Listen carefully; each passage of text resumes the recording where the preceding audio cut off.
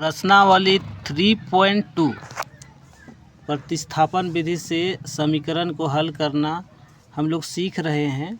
तो question number पहला का तीसरा, आज हम लोग क्वेश्चन नंबर पहला का तीसरा को हल करेंगे, फिर चौथा पांचवा आगे हल करते हुए जाएंगे। ठीक है, क्वेश्चन नंबर तीसरा है।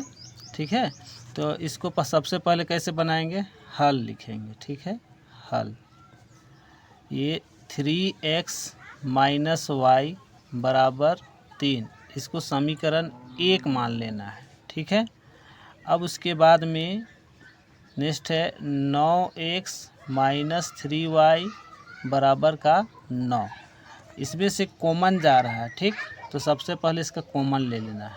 कितना कॉमन जाएगा, कॉमन मतलब ये कौन सा संख्या है जिससे ये सभी भाग लगेगा, है ना। तो देख रहे 3 से सब भाग लगेगा, 3, तो इसी को 3 कॉमन लेंगे हम लोग। ठीक, तो 3 कॉमन लेंगे तो यहाँ का 3 तिया 9 और 3 एकम 3, तो 1 लिखने का ज़रूरत नहीं, सिर्फ क्या बचेगा, y बचेगा। ठीक, अब इधर क्या है 9। ठीक, ये 3 से ये 3 बार में कट जाएगा, 3 तिया 9, तो यहाँ पर क्या बच रहा है 3x माइनस वाई बराबर का 3, समीकरण 2 मान लेते हैं इसको। ठीक है, अब ध्यान रखना है समीकरण 1 में क्या है 3x माइनस वाई बराबर 3, समीकरण 2 में क्या दिया हुआ है 3x माइनस वाई बराबर 3। अच्छा, दोनों समीकरण के एक ही है, हाँ दोनों समीकरण एक ही है। ठीक है, बस यहाँ पर इसको गुना करके इसका मान को बदल दिया था। ठीक है, तो जब दोनों समीकरण का मान एक ही है, यानी कि दो अलग अलग समीकरण नहीं है, कहे तो एक ही समीकरण है, तो इस कंडीशन में दो समीकरण, अगर दोनों समीकरण का मान एक ही आता है तो इसका अपरिमित रूप से अनेक हल होता है। तो इसको कैसे लिखेंगे, चूँकि समीकरण 1 और समीकरण 2 दोनों आपस में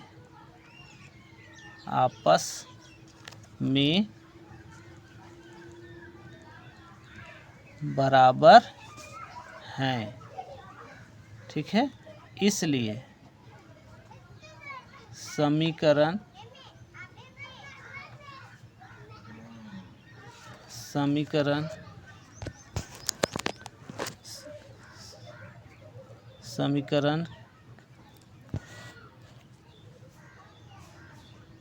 के अनेक हल होंगे।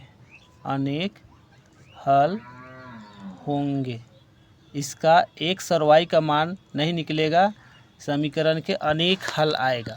ठीक है, इसका आंसर यही होगा। अगर हल भी करना चाहे तो हल नहीं कर सकते हैं। कहने का मतलब प्रतिस्थापन विधि से इस समीकरण को हल नहीं किया जा सकता है। ठीक है, क्वेश्चन नंबर 4। ठीक है, क्वेश्चन नंबर 4 देखेंगे, 0.2x प्लस 0.3y बराबर 1.3। ठीक है, समीकरण 1, और इस समीकरण 2 जो दिया है 0.4x प्लस 0.5y बराबर 2.3, ये समीकरण 2 है। ठीक है, इसको भी प्रतिस्थापन विधि से हल करना है। ठीक, हल करेंगे, है ना। 0.2x प्लस 0.3y बराबर 1.3 है। अब इसमें दशमलव दिया हुआ है, तो सबसे पहले इसका दशमलव को हटा देना है। हटाने के लिए क्या करेंगे, ये दशमलव के बाद एक अंक है, हम लोग यहाँ 1 लिखेंगे और एक 0 लगाएंगे, तो इसका दशमलव हट गया। ठीक, इसी प्रकार से यहाँ भी दशमलव हटाने के लिए क्या करेंगे, यहाँ 1 लिखेंगे और दशमलव के बाद कितना अंक है, एक अंक है, तो यहाँ 1 0 लगा देना है। ठीक, इसी प्रकार यहाँ भी इसका दशमलव हटाएंगे तो 1 लिख के एक 0 लगाएंगे। ठीक, समझ में आया। अब यहाँ पर हम लोग क्या करेंगे, कॉमन ले लेते हैं। क्या कॉमन जाएगा, तो इसमें से 1/10 कॉमन ले सकते हैं, तो 1/10 कॉमन लेंगे तो यहाँ क्या बचेगा 2x प्लस 3y, ये दोनों से कॉमन आ गया। अब यहाँ पर क्या है, ये हो गया 13/10, क्योंकि दशमलव हट गया है, तो ये 10 से ये 10 कट जाएगा दोनों। ठीक, अब कटेगा तो क्या बचेगा यहाँ 2x प्लस का 3y बराबर 13। इसको समीकरण 1 मान लेना है। ठीक है, समझ में आया। अब इसी प्रकार से समीकरण 2 को बनाएंगे। इसी प्रकार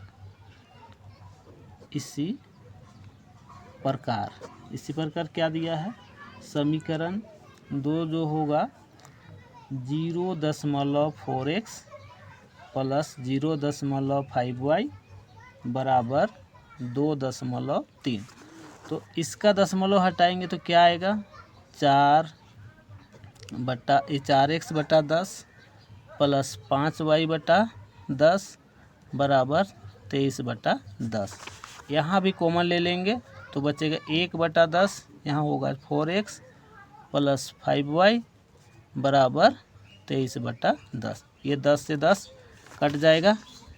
ठीक है, अब समीकरण क्या मिलेगा 4x प्लस 5y बराबर का 23। समीकरण 2 मिल गया। अब समीकरण 1 से समीकरण 1 कितना है तो है 2x प्लस का 3y बराबर 13। ठीक है, हल करेंगे 2x बराबर है 3y को ले जाएंगे दाया पक्ष में तो माइनस का 3y हो जाएगा। अब ये गुना में है, इसको भाग में बदलेंगे 13 घटाव 3y बटा 2। इस समीकरण बन जाएगा 3। ठीक है, अब लिखेंगे x का मान समीकरण 1 से 3 प्राप्त किए हैं ना, तो समीकरण x का मान समीकरण 2 में रखने पर x का मान समीकरण 2 में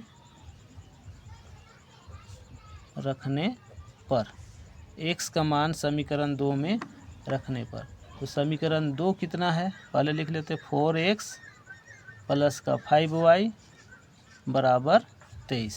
ठीक है, x का स्थान में कितना रखना है 13 घटा 3y बटा 2। तो यहाँ पर 4 यहाँ गुना चिन्ह लगा देते हैं, ये हो जाएगा 13 घटाव 3y बटा में 2 प्लस का 5y और इधर 23 है, इसको उतार देना है। ठीक, ये 2 से इसको काटेंगे तो 2 बार में कट जाएगा। अब इसको गुना करेंगे 2 से 13 को तो 26 माइनस 6y प्लस का 5y बराबर का हो गया 23। ठीक है, यहाँ तक। अब क्या होगा ये 6y में 5y घटाएंगे तो ये पहले 26 इसमें घटाएंगे तो हो जाएगा माइनस का y बराबर 23। ठीक है, अब ये जो 26y है इसको 26 है इसको दायां पक्ष में ले जाएंगे। ठीक है, तो इधर बच गया माइनस का y बराबर दायां पक्ष में 23 और बायां पक्ष में 26 था उसको ले जाएंगे तो माइनस का 26 हो जाएगा। ठीक है, तो माइनस y बराबर 23 में 26 घटाएंगे यानी कितना बचेगा माइनस का 3 बचेगा। ठीक है, ये माइनस कट जाएगा या y बराबर हो गया 3। एक आंसर ये आ चुका है।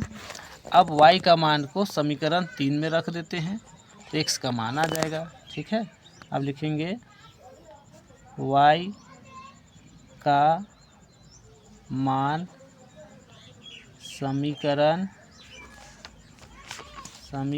3 में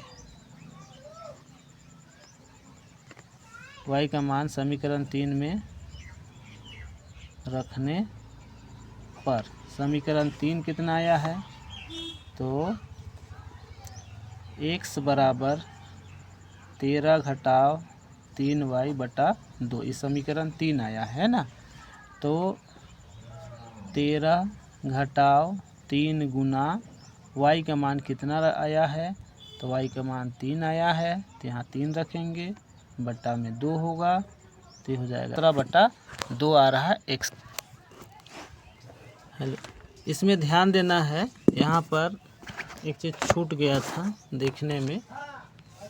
जैसे कि यहाँ 13 - 3y है, तो ये बट्टा में नहीं है, ठीक है। 13 - 3y, तो ये हो गया 9। तो ये बट्टा 2 यहाँ इस प्रकार से होगा, ध्यान रखना है। तो 26 कहाँ से होगा, ठीक है। तो यहाँ 3 तिया 9, तो 13 हो गया। 13 में कितना घटाना है, 9। तो 9 × 4 = 13, कितना बचेगा, 4। तो 4 को 2 से भाग करेंगे तो कितना आएगा, 2। तो x का मान कितना आ जाएगा, 2।